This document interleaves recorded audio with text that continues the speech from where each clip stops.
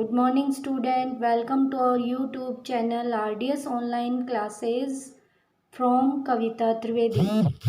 पिछले वीडियो में मैंने संधि परिचय पर चर्चा की थी, जिसमें संधि की परिभाषा और उसके भेदों पर हमने विचार किया।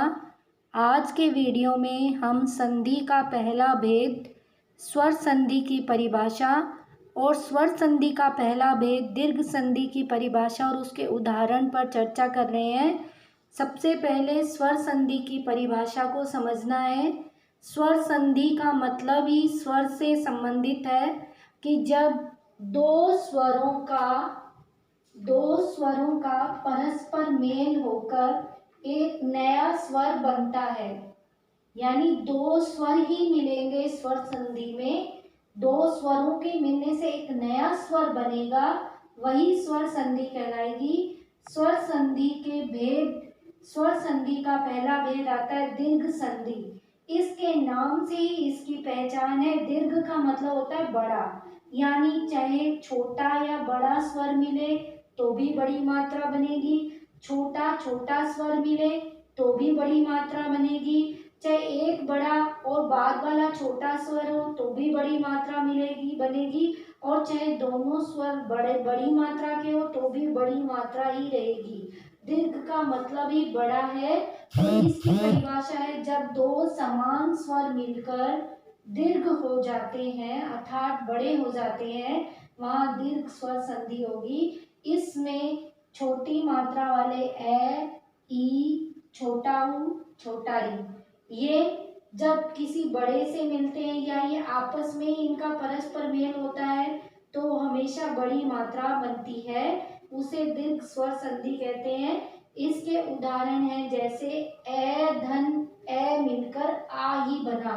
मैंने बताया था कि चाहे छोटा मिलेगा तो भी बड़ी मात्रा का ही रूप होगा। जैसे धर्म धन अर्थ, इसकी ए ध्वनि और इसकी ए और ए मिलकर आ बनता है तो धर्मार्थ।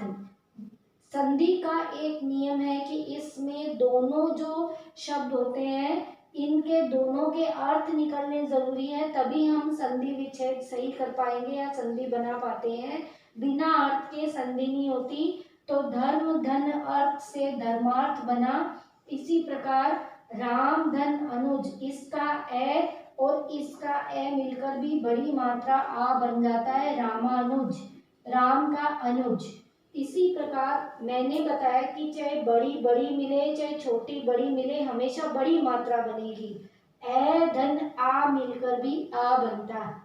जैसे देव धन आलय, इसमें ए की मात्रा छोटी है, आ बड़ा दीर्घ है, तो भी ये आ बना देव धनालय देवालय। भोजन धन आलय भोजनालय, आ और ए मिलकर भी आ बनेंगे युवा धन अवस्था युवा अवस्था। आगे बड़ी मात्रा आई, पीछे छोटी मात्रा आई, तो भी हमेशा बड़ी मात्रा बनेगी। दीर्घ में बड़ी मात्रा ही बनती है। आ और आ मिलकर भी बड़ी मात्रा ही रहेंगे, ये दोनों ही बड़ी मात्राएं हैं।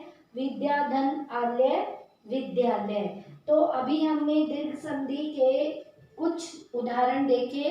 अब हम ई और ई की मात्रा के उदाहरण देखते हैं कि ई, छोटी ई और बड़ी ई मिलकर भी, इसी प्रकार छोटी ई और छोटी ई मिलकर भी बड़ी ई की मात्रा बनती है।